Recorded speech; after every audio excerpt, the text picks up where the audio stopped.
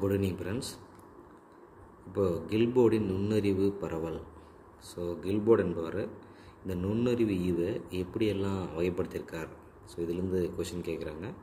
So இது பார்த்திங்கன்னா நுண்ணறிவு ஐக்யூ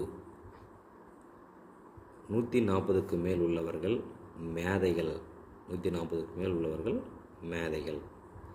120லேருந்து 139 வரை உள்ளவர்கள் மீத்திறன் மிக்கவர்கள். ஸோ இவங்க பேர் ஜீனியஸ், பேர் கிஃப்டட். ஸோ இந்த மாதிரியும் கேட்கலாம்.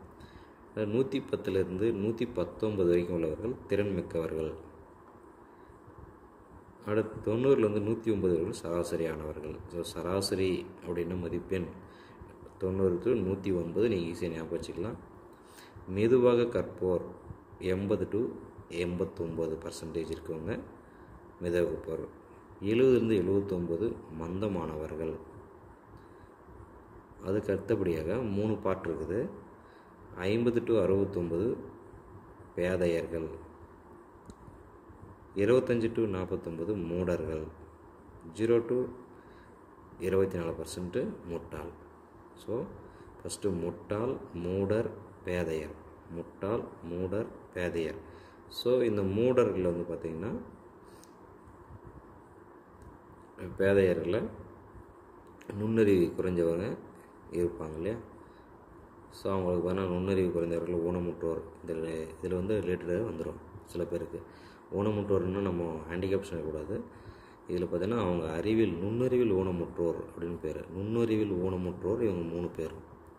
அறிவில் மந்தமானவர்கள் 3 பேர். நுண்ணறிவு ஊனமுற்றோர் அப்படின்னு மொத்தமாக கேட்டாங்கன்னா இவங்க 0லேருந்து 69% அப்படின்னா நுண்ணறிவு ஊனமுற்றோர்னு பேர். இதில் வந்து 25% பிடிக்கும்போது ஃபஸ்ட்டு முட்டாள், அடுத்து மூடர், அடுத்து வந்து பார்த்திங்கன்னா பேதையர். 70 to 79 மந்தமானவர்கள். 80 to 89 மெதுவாக கற்போர். 90 to 109 சராசரியாக கற்போர். அடுத்து 110லேருந்து 119 திறன் மிக்கவர்கள்.